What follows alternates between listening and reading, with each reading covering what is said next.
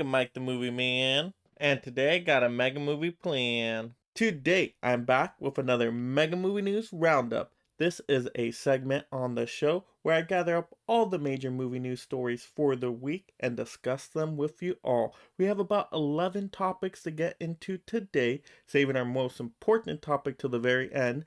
How will the Batman do at the box office opening weekend? I will also give my own personal prediction. So if you want to see that prediction, stick around to the very end of the video for that. But without further ado, let's get started. So our first major topic is going to be Joker 2 being in development. Yes, that's why I'm wearing all my Joker gear today. You guys know Joker is my favorite villain of all time. So I'm super excited for a Joker 2 movie, especially because I really enjoyed the first Joker movie. It's actually on my top 20 films of all time. It was just so compelling and interesting of a character study that I just keep going back and watching it again and again. So of course I'm excited for a sequel. Now I am a little surprised that they're doing a number 2 Joker because it kind of ended in the first one. Now they can pick it up again, even though I thought it was supposed to be just a one-off story separate from the DC universe. So it's going to be interesting to see where they go with this. Are they going to keep it still in its own little side universe, just in a Joker universe?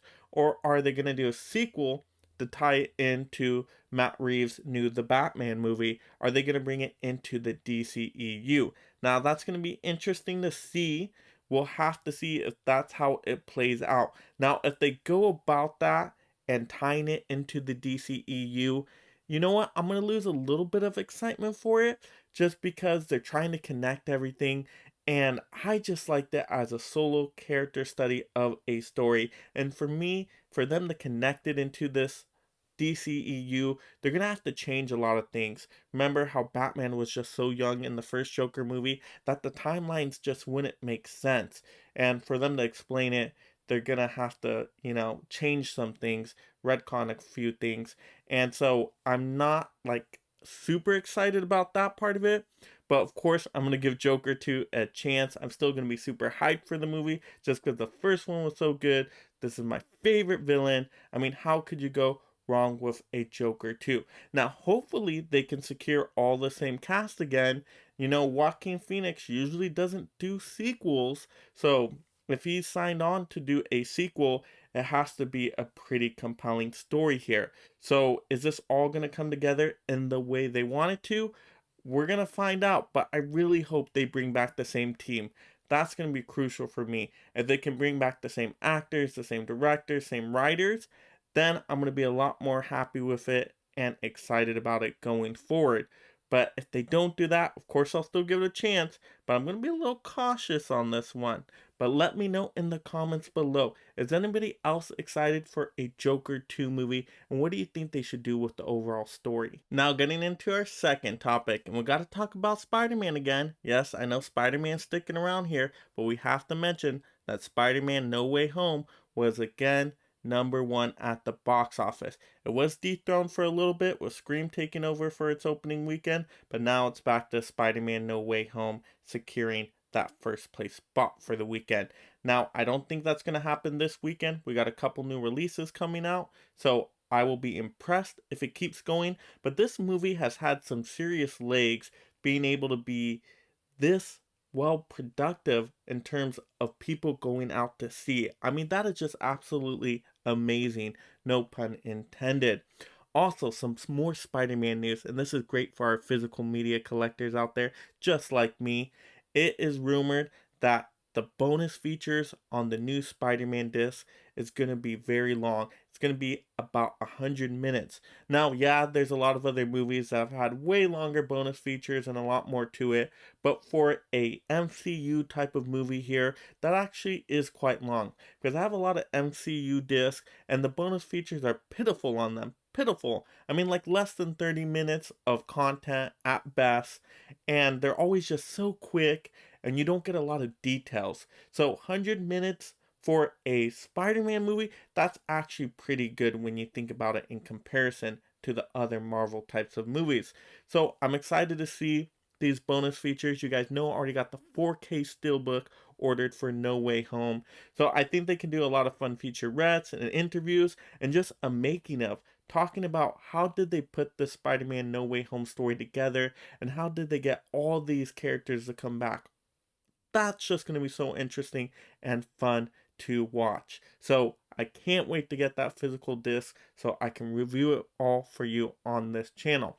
Let me know in the comments below. Are you excited for these bonus features that are rumored for this new Spider-Man No Way Home disc? Are you planning on getting a physical copy? Let me know that in the comments below. Now to get into our third topic, and we got to talk about the records Encanto's music is breaking. So Encanto was a Disney animated movie that I enjoyed. I had a fun enough time with, but I didn't think it was one of the best Disney movies of all time. Yeah, there was a couple songs in there that were pretty good, and the story overall was alright, but I didn't think it was spectacular. But a lot of people absolutely loved the Encanto music. You have We Don't Talk About Bruno just being played everywhere. People are using it on TikToks. I mean, it's amazing how many times I've now heard that song. And that wasn't even my favorite song. I thought the song that Luisa sung was actually the best from the movie. But this soundtrack for Encanto is now in first place. You have We Don't Talk About Bruno being tied with Aladdin's A Whole New World as being Disney's most selling animated song of all time. I mean, matching Aladdin, that is seriously impressive. So great job to Encanto. This really shocked me, but let me know in the comments below. Do you really like the Encanto movie, and do you really like the Encanto music? And what's your favorite song? Is it We Don't Talk About Bruno? Let me know that in the comments below, or if you have a different favorite song from the movie, just like me. Let's have that conversation down below. Now our topic number 4. Now this one's kind of sad. We got another director talking trash on big blockbuster movies. So the latest one to start talking trash is now Roland Emmerich, saying that blockbuster movies, movies like these superhero movies are ruining cinemas, right? That nobody else is going to see any other movie because they're only focused on these big blockbuster movies. Now, this is absolutely ridiculous. If anything, Spider-Man No Way Home brought more people back to the theater, getting them excited about going back to cinemas, and now maybe they'll go to more movies in the future. So it's actually these big blockbusters that are helping bring people back to the theaters, not keeping people away from the movie theaters. It's the exact opposite effect. So I don't get what Roland Emmerich here is talking about. It just doesn't make sense. And Roland Emmerich has done blockbuster movies before, Independence Day, and he just did Moonfall, and Moonfall is out this weekend. Now, I haven't seen Moonfall yet. I'm going to see it, and I'm going to review it on my channel. But from what I've heard about it so far, a lot of people didn't enjoy it. Now, some people did, but it's not getting the best ratings in the world. So, maybe it's not so good quality movies ruining cinema. Not big blockbuster movies that are well done and entertaining and people have fun with. Maybe it's just movies that are not great quality, that are not so fun, not so entertaining, not so well done, that is hurting cinemas overall. If you have a quality product, people are going to go see it if they know about it more likely. Now, yeah, there are times where there's great indie films and they don't get a lot of attention. Yes, that does absolutely happen. I've seen a lot of good movies that a lot of other people have not seen. But I don't think these big blockbusters are taking people away from those kinds of movies. People that are not going to see those movies are still not going to be going to see them, even if the big blockbusters weren't there. At least that's what I think, in my opinion. So if anything, these big blockbusters are helping drive more traffic to the movie theaters. And then when people are at the movie theater seeing these big blockbusters, they might see a trailer for another smaller movie that kind of piques their interest. And so they might go back to the movie theater again because they had such a fun movie experience like a Spider-Man No Way Home. So if you can create a fun experience off these big blockbuster movies, I think that's going to help all the movies out in general, and that's going to help all the cinemas out in general. But if you don't have these big blockbuster movies, there's no way these movie theaters can stay in business. It's just not going to be possible. So let me know in the comments below. Do you agree with me on this? Do you think big blockbusters are essential to getting people back to the theaters? Or do you think, like some of these directors, that big blockbusters are ruining cinemas?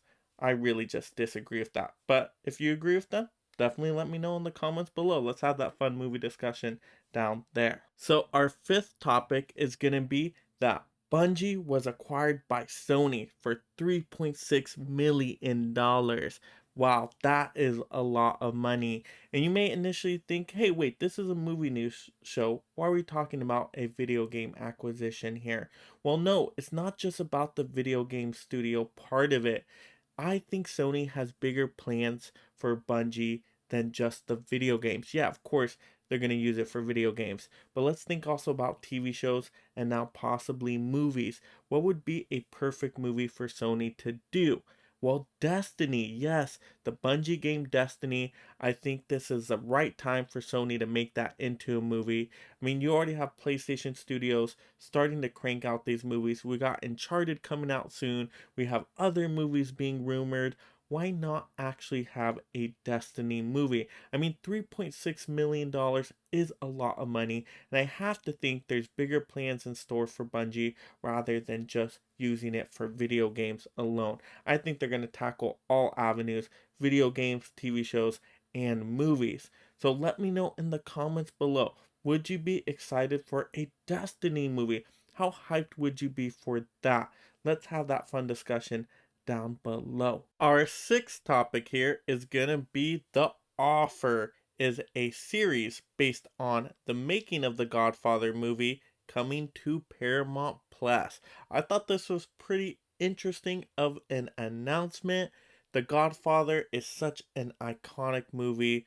Both part 1 and part 2, many people argue, are the best films of all time. And I really do like the Godfather movies. I think they're all really good, even though they're not my personal favorite of all time. So I'm excited to hear this series, The Offer, going to Paramount Plus. It looks like it's going to show kind of some of the behind the scenes of how The Godfather was actually made and all the struggles they had to go through to actually get the movie made. So it seems very intriguing. I'm sure they have a lot of material to work with because they're going with a series on this, not like a standalone movie or anything, but it's going to be a full-on series, multiple episodes. So I'm excited to check it out. Usually I'm not a TV person. You know me, I'm more of a movie person. So I would have kind of liked it in just a movie documentary form, but I will give this series a chance and see if it's worth watching. Let me know in the comments below. Are you excited for the Offer series? Are you a big Godfather fan? Do you think the series was a good idea? Are you going to be checking it out? Let me know that in the comments below. Now to get into our seventh topic, and that's Dakota Johnson is in talks to play Madam Webb in the Spiderverse movies. Now this was an interesting topic because I'm surprised they're using Madam Webb so quickly, because Madam Webb is more of an obscure character. Probably a lot of the general audience doesn't know who Madam Webb is, even though the hardcore comic fans would. But I'm excited to see a different character that hasn't been used in the live action Spider-Man movies before. I like seeing something different, so I think it's exciting they're bringing Madam Webb into this. And then you also have Dakota Johnson. Now, I don't know a lot about Dakota Johnson. I know she was from the 50 Shades movies. I know she's been in a bunch of other stuff too. I just haven't seen her in a lot of stuff. But from what I know, she's a decent actress. So, we'll see how it works out. But it's not officially confirmed yet. She's in negotiating talks, it seems, which usually when they get to that point, it usually ends up becoming pretty official soon after. So we'll just have to see if that's the case.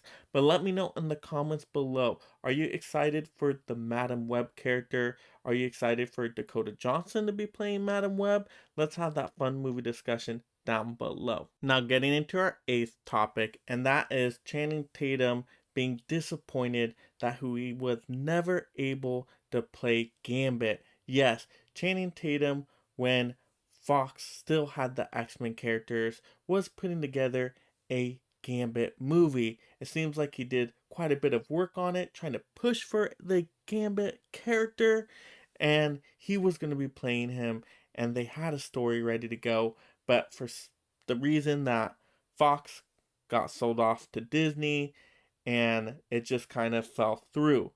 So it seems Channing Tatum is pretty disappointed that that happened. He really felt connected to the character. He wanted to play the character so bad, and I thought that would have been an awesome casting choice. Gambit is actually one of my favorite X-Men characters. He's probably my second favorite X-Men character. He's just so cool, and we haven't seen a live action version of Gambit yet, so I really want to see this happen. And we still might get a live action Gambit in the future, but it all is going to depend on what they do over at Disney. What are they going to do with the X-Men franchise? Where are they going to go with it? Who is Kevin Feige going to pick to do an X-Men movie, right?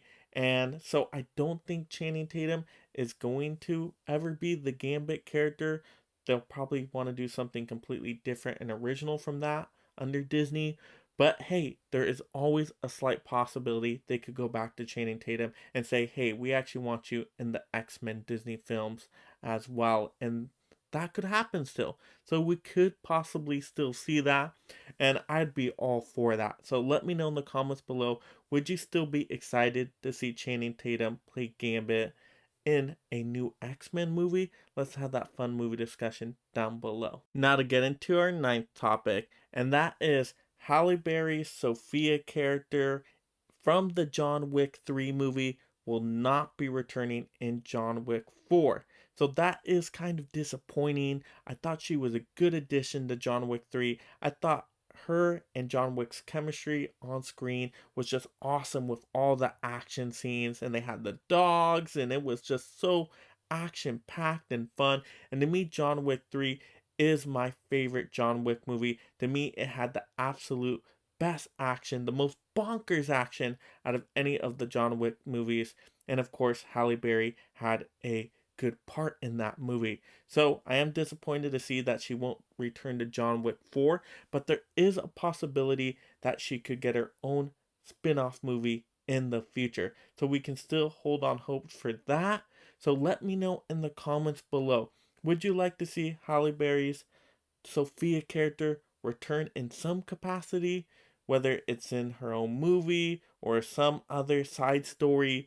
Would you be excited about that? I definitely would be intrigued about it, but I would have to see what they would do with it. So let me know in the comments below your excitement level for that possibility. Now to get into our 10th topic, and that is the Meg 2 is in development. Yes, the Megalodon movie with Jason Statham is apparently in development. Now, I don't know who was asking for a sequel to The Meg. I definitely was not. I really don't even remember the movie, even though I know I saw the movie. To me, it just wasn't that memorable of a movie, just another giant shark type of movie. So I didn't think it was anything special. So I'm not really excited for a Meg 2 at all. Of course, I'll go and see it and review it for you all, but I'm just not super hyped for it. The other one just isn't very memorable. But let me know in the comments below, are you a Meg fan? And are you ready for a Meg 2? Are you excited about it? Let's have that fun movie discussion down below. Now to get into our 11th topic, our final topic, our most important topic, and that is, how is the Batman gonna do at the box office opening weekend? Now it's almost here, it is almost March, so we don't have to wait too long to find out. But the box office tracking numbers right now are showing anywhere from 135 million to about 185 million. So there is a pretty decent range in there, but it still looks like it's going to be a giant box office opening for this movie. This can be the best Batman box office opening of all time. It's not going to get the Spider-Man No Way Home levels, but for a Batman movie, it looks like it's going to do excellent. Now, I am predicting somewhere in the middle there. I don't want to go as high as 185. Now, of course, it could go over that it could even make 200 million. I mean, wow, that'd be super impressive. But I don't think it's going to be there. I really am probably going to be conservative and probably say anywhere from 150 to 160 million if I'm being generous.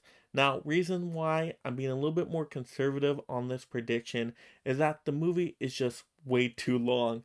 It is about 3 hours long, and there's a lot of people that just won't go see a long movie. They just won't do it. They'll wait till it comes home on streaming and watch it then. So that's going to keep some people away. Also, this is supposed to be a lot more darker and gritty movie, so families aren't going to go out to this one. This probably isn't going to be the movie to take your kids to. Where there's a lot of superhero movies that can be family friendly, I really don't think this one is going to be family friendly at all. I think this is going to be definitely an adult superhero movie.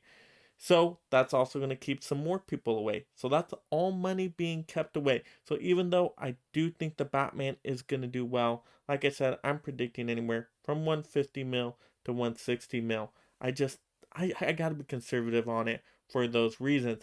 But we will find out soon when it opens up in March. But let me know in the comments below, what is your box office prediction for the Batman opening weekend? How well do you think it's going to do? Let's have those fun movie discussions down below. So that will do it for episode 3 of our Mega Movie News Roundup. Let me know in the comments below your thoughts on any of the discussions we just had. That's going to be a lot of fun. And if you're just discovering my channel for the first time, make sure you subscribe right now. I'm going to get you featured movie news, movie review, movie ranking, and movie haul content all year long. I don't want you to miss out on any of that entertainment value, so subscribe right now. Also, turn on that notification bell so you don't miss anything since I post often. Also, like the video. And this is Mega Mike the Movie Man reminding you to make every day a movie day.